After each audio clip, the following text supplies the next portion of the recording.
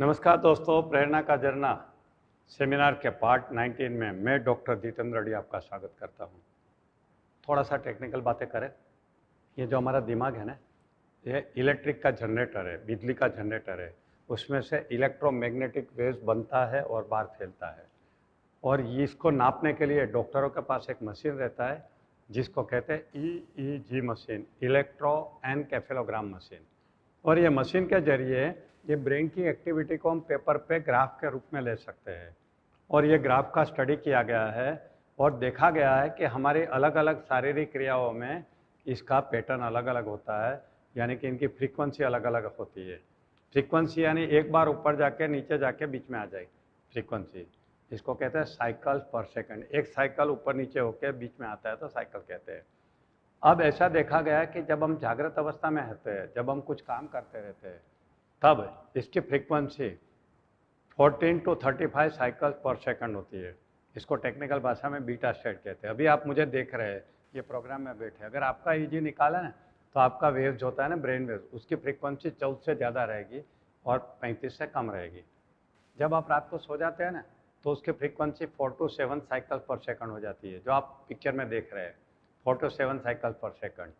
अब ये जागृत अवस्था और नींद की अवस्था के बीच में एक अवस्था रहती है, एक खास अवस्था है जिसको अल्फा स्टेट कहते हैं, जिसको हिंदू संस्कृति में योग निद्रा कहते हैं, जिसको हिप्नोटिज्म में ट्रांस कहते हैं। दोस्तों, ये जो अवस्था है ना, ये हमारी सबसे इम्पोर्टेंट अवस्था है जो जागृत अवस्था और नींद के बीच की है।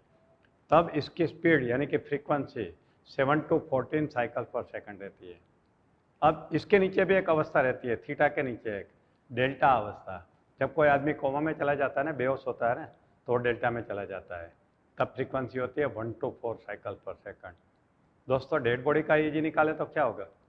Of course no electrical activity, यानी कि जीरो, सीधी लाइन आएगी। इसका मतलब कि ये बिजली का करंट हमें जिंदा रखता है और हमारे से कार्य करवाता है। अब मैं ये क्यों सिखा रहा हूँ? क्योंकि इसमें सबसे इम्पोर्टेंट है हमारा अल्फा स्टेट, जिसमें हम दिन में 2 बार पास होते हैं। सुबह उठते हैं तब पास होते हैं, रात को सोते हैं तब पास होते हैं। दोस्तों, ये हमारी सबसे पावरफुल अवस्था है। क्यों? क्योंकि ये अवस्था में हमारा जागृत मन और अर्ध जागृत मन एक दूसरे के साथ जुड़ जाते हैं।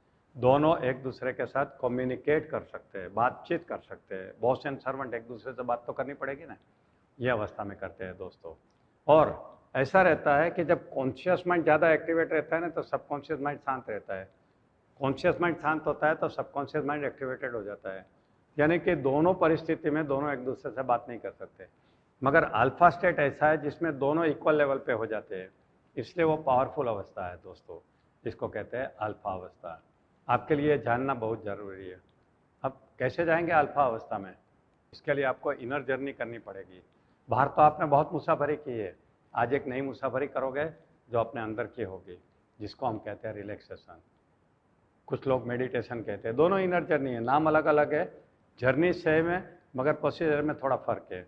इनर जर्नी अपने अंदर जाने के लिए दोस्तों, तो हम क्या करेंगे कि ये इनर जर्नी के द्वारा हम अल्फा स्टेट में जाएंगे और हम इसका उपयोग करेंगे। दोस्तों, टेक्निकली आपको ये समझ में आ गया। ये पार्ट यहाँ ख़त्म करेंगे, अब पार्ट 20 में जाएंगे। All the best.